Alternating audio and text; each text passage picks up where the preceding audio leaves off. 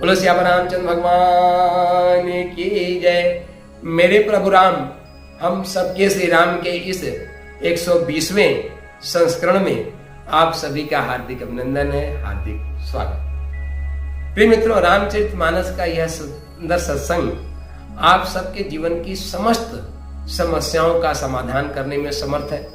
साथ ही आप सबके जीवन में सुख, शांति, समृद्धि और आनंद की वर्षा भी करा देगी। बस आवश्यकता है प्रतिदिन इसके साथ जुड़े रहने की। तो आइए अब यथा सामर्थ्य यथा गति इन्हीं दोहों और चौपाइयों का जो भाव है आपको श्रवण कराने का प्रयास कर रहा हूं। तो मित्रों, प्रसंग आप सभी जान ही रहे हैं, आप सभी स्तुति श्रोतागण हैं, और नहीं जान रहे हैं तो हम आपको बता देते हैं कि कैलाश के सुंदर दिव्य वातावरण में जहां पे शीतल मंद सुगंध बयार चल रही है, सुंदर वटवृक्ष की छाया है, और उसी छाया के नीचे माता पार्वती अपने प्रिय देवादिदेव महादेव के साथ विराजमान है। और हम भक्तों के कल्याण के निमित्त माता पार्वती ने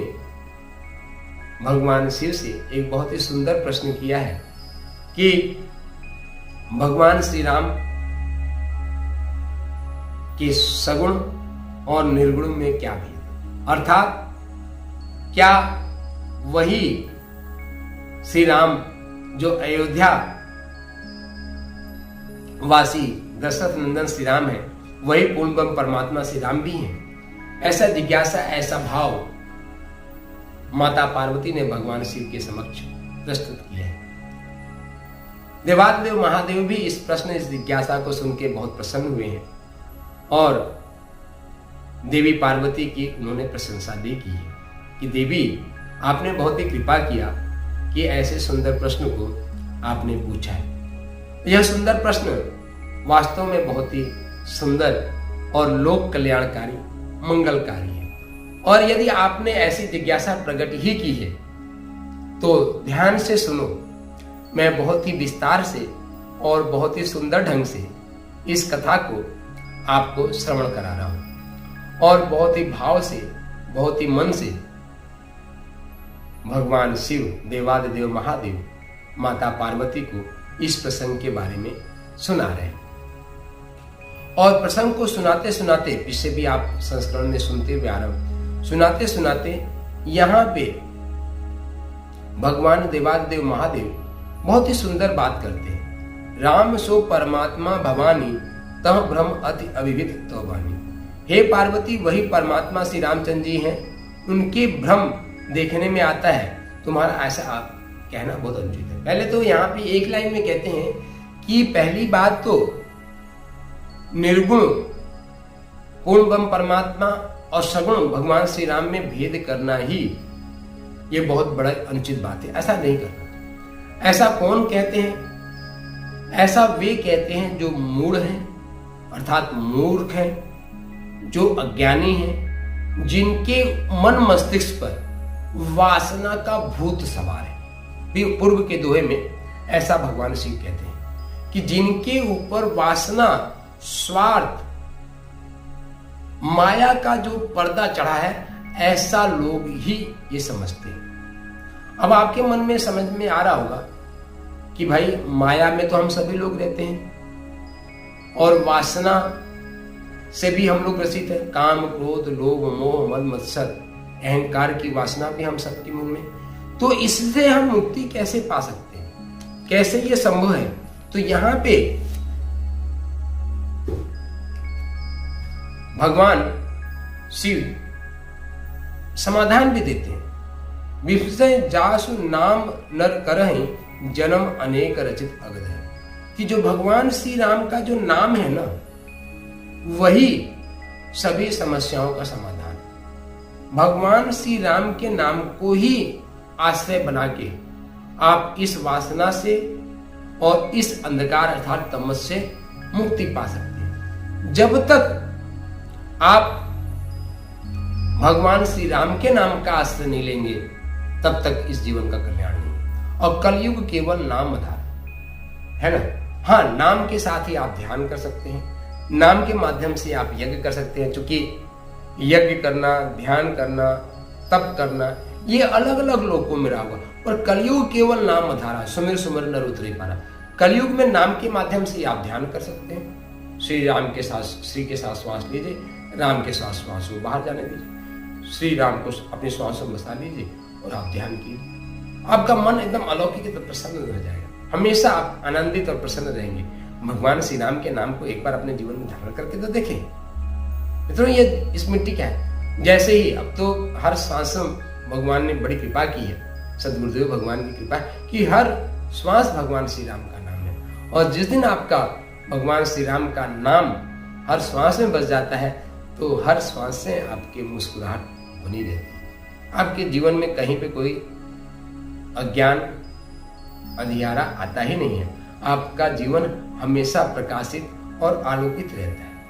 यही यहाँ पे भगवान शिव कहते हैं। और जब कहते हैं कि हे पार्वती, जिनके नाम के बल से काशी में मरते हुए प्राणी को भी देखकर मैं उसे राम मंत्र देकर शोक रहित कर देता हूँ, मुक्त कर देता हूँ, वही मेरे प्रभु रघुश्रेष्ठ श्री रामचंद्र जी जड़ चेतन के स्वामी हैं और सबके हृदय के भीतर की जानने वाले हैं। यहाँ पे चूंकि एक तो भगवान शिव देवादेव महादेव कैलाश में विराजते हैं, और एक हम सबके प्यारे भगवान विश्वनाथ काशी में भी पधारते हैं, और साक्षात पधारते हैं। काशी के जो विश्वनाथ भगवान है वो भी भगवान शिव ही वहां विराजते हैं। और यहाँ भगवान शिव स्वयं कह रहे हैं कि काशी में मैं एकदम, भगवान विश्वनाथ जी का मंदिर वहीं पे है जहां पे मणिकर्णिका घाट है, और मणिकर्णिका घाट की यह आशीर्वाद है कि वहां पे हमेशा कोई न कोई दाह संस्कार चलता रहता है। मणिकर्णिका घाट की कभी भी अग्नि बुझती नहीं है, अर्थात हमेशा कोई न कोई प्राणी जीवात्मा वहां पे उनका शरीर पूरा होता रहता है, और अहरनिश 24 घंटे, आज न जाने कितने हजारों सालों से वह वहां पे अग्नि जल ही रही, एक मिनट के लिए भी वहां की अग्नि कभी शांत नहीं होती। और देवादिदेव महादेव भगवान विश्वनाथ ये कह रहे हैं कि मरे हुए जब प्राणी आते हैं ना यहाँ पे, जिनका मुर्दा शरीर आता है, तो उनके कान में भी मैं जाके धीरे से श्री राम कह देता हूं। और जब मैं उस मुर्दा शरीर में भी श्री राम कह देता हूं तो उस व्यक्ति के सूक्ष्म शरीर का ही सारा शोक दोष जाता रहता है, वह आनंद हो जाता है, वह प्रकाशित हो जाता है। फूकते मुर्दा शरीर में, पर सूक्ष्म शरीर उसका जो है वह मुक्त हो जाता है ना। इसीलिए कहते हैं ना कि काशी जो है वह मुक्ति का क्षेत्र है। काशी में जो मरता है वह मुक्त हो जाता है ना। क्यों? क्योंकि भगवान श्री राम का नाम जहां पे आपको स्वयं विश्वनाथ भगवान देवादेव महादेव आपको कानों में कहते हैं, और जब भगवान शिव ही जिस पे कृपा करे, जो मृत्यु के ही देवता है, भाई भगवान शिव का तो यही कार्य है ना, संहार के देवता है। और जब वो संहार का देवता विश्वनाथ के रूप में आपके कानों में, आपके लोक कल्याण की भावना से, आपके कल्याण की भावना से श्री राम का नाम सुना देता, तो वह एक नाम ही आपके कल्याण के लिए काफी। और मित्रों, आपको एक नाम की बात आई है, कई बार लोग जिज्ञासा करते हैं कि जब भगवान राम के नाम की एक बार नाम लेने से ही जीवन का कल्याण हो जाता है, तो हम बार बार भगवान के नाम का जप क्यों करें? यह एक सामान्य जिज्ञासा है जो बहुत से लोग करते हैं कि जब भगवान राम के नाम को एक बार जपने से ही समस्त जन्मों के प्रारब्ध संस्कार मिट जाते हैं, तो बार बार भगवान राम का नाम जप क्यों करना चाहिए? मित्रों, इसका एक समाधान तो ये है कि बार बार भगवान राम के नाम को जब हम जपते हैं तो इसी में हमारे श्वासों की, जो श्वास चल रहे ना, इसी श्वासों की सफलता है ना, जिसको कबीर कहते हैं, है ना, कर का मन का डाल दे और मन का फेर। मतलब जो हाथ की माला इसको छोड़ दे, और मन का जो मन है ना, ये जो श्वासें चल रही, इसके साथ भगवान श्री राम के नाम को जपो। ऐसा कबीरदास जी कहते हैं। तो अपने जीवन की इस श्वासों की सार्थकता यही है कि हर श्वास में भगवान श्री राम का नाम। और जब हर श्वास भगवान श्री राम का नाम होता है तो यह जो मुस्कान आप इस चेहरे पे देख रहे हैं, यही मुस्कान आपके चेहरे पे भी आ सकती है ना। और यह अंतर की वास्तविक मुस्कान है। वैसे आज इस छल कपट की दुनिया में कुछ लोग इससे भी सुंदर छल कपट के स्वरूप को धारण करके मुस्कुरा लेते हैं, पर भगवान राम के नाम को जब धारण करते हैं तो रावण जैसे व्यक्ति का भी कपट दूर हो जाता है। एक बार जो बात प्रसंग बस आपको ये बात कर रहे कि रावण माता सीता के पास अशोक वाटिका में मिलने जाता था,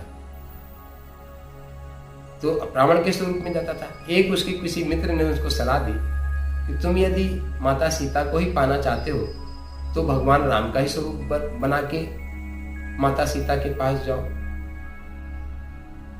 तो रावण स्वयं कह रहे हैं कि हमने ये प्रयास किया, पर जैसे ही हम भगवान श्री राम का चिंतन करते हैं तो जानकी जी मुझे स्वयं माता के स्वरूप में दिखने लगती हैं। मतलब हमारे मन का जो ये काम वासना की जो ये भावना है, ये सब मिट जाता है, तो हम चाह के भी भगवान के स्वरूप को धारण नहीं कर सकते हैं, क्योंकि स्वरूप धारण करते ही हमारा पूरा चित्त वृत्ति सब कुछ बदल जाता है। तो मित्रों, यह दास भी आपसे निवेदन कर रहे हैं कि एक बार भगवान श्री राम के नाम को अपने श्वासों में धारण करके तो देखो, कुछ दिन देखो आपकी सारी चित्तवृत्ति और सारी समस्याएं सब कुछ छू मंतर हो जाएंगी, खत्म हो जाएंगी। एक बार धारण करके देखो बस, है ना। तो प्रिय मित्रों, इसी शुभ कामना के साथ, मंगल कामना के साथ कि आप सब लोग भगवान श्री राम के नाम को श्री के साथ श्वास लीजिए, राम के साथ श्वास को बाहर जाने दीजिए, अपने श्वासों में बसाएंगे तो आप सबके अंतःकरण में बैठे हुए भगवान श्री राम को सिया राम में सब जग जानी करो प्रणाम जोर जो पानी के भाव से आप सबको नमन बंदन करते हैं और यही भावना करते हैं कि आप सबके जीवन का कल्याण हो, आप सबके जीवन का मंगल हो। आइए उठो दरा के वीर सपूतों, धरती स्वर्ग बनाना है। शक्ति शंभु जय सिया राम, शक्ति शंभु जय सिया राम। प्रिय मित्रों, आप सबको यह रामचरितमानस का सत्संग बहुत ही सुंदर लग रहा है। लाइक सब्सक्राइब करके बेल आइकन जरूर दबा दें और इसको अधिक से अधिक अपने सोशल मीडिया में शेयर करें। यही आप सबकी भगवान श्री रामचंद्र जी के श्री चरणों कमलों में मंगल में कामना होगी। तो आइए हम सब भगवान श्री राम के नाम का पुष्प अच्छा आश्रय लेते हैं। श्री राम जय राम जय जय राम, श्री राम जय राम जय जय राम, श्री राम जय राम जय जय राम, श्री राम जय राम जय जय राम, श्री राम जय राम जय जय राम, श्री राम जय राम जय जय राम, श्री राम जय राम जय जय राम, श्री राम जय राम जय जय राम, श्री राम जय राम जय जय राम, श्री राम जय राम जय जय राम, श्री राम जय राम जय जय राम, श्री राम जय राम जय जय राम, श्री राम जय राम जय जय राम, श्री राम जय राम जय जय राम, श्री राम जय राम जय जय राम, श्री राम जय राम जय जय राम, श्री राम जय राम जय जय राम, श्री राम जय राम जय जय राम। बोलो श्यामा रामचंद्र भगवान की जय।